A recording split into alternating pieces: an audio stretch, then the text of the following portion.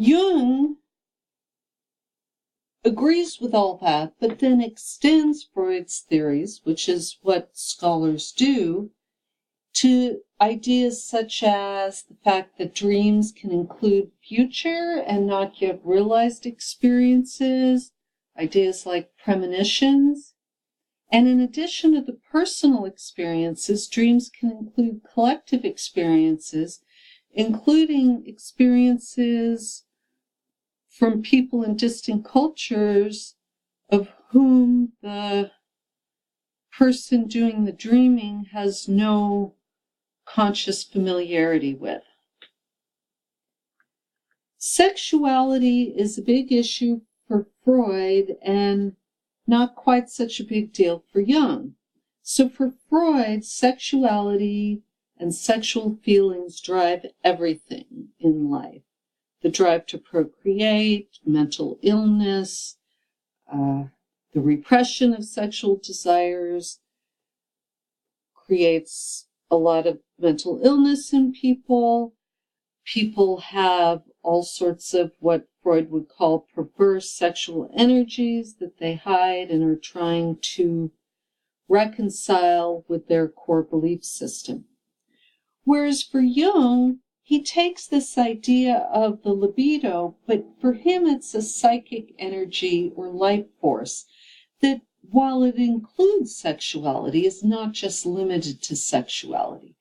It can include the type of psychic energy or life force that encourages people to engage in sporting activities, plant a garden, feed the homeless, do any number of things. So that is a really big difference between Freud and Jung.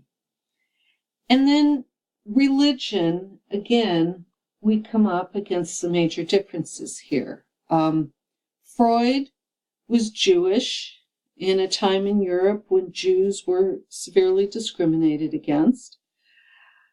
And he spent most of his life in Austria, that was a Catholic country at the time. And his ideas on religion are more aligned with Marxism than with any particular religious tradition. Jung also is not aligned with any particular religious tradition, but he identifies a religious tendency in human beings, a desire in human beings for the sacred, or what he calls the numinous. And that desire, not only do we need to acknowledge it, but we also need to study it and understand how humans create sacred traditions in their world. And one of the biggest ways that Jung does this is through the study of mythology. Mythology is really, in a lot of ways, not exclusively, but primarily the study of various people's sacred traditions. When I was in graduate school, we had a saying, mythology is other people's religions.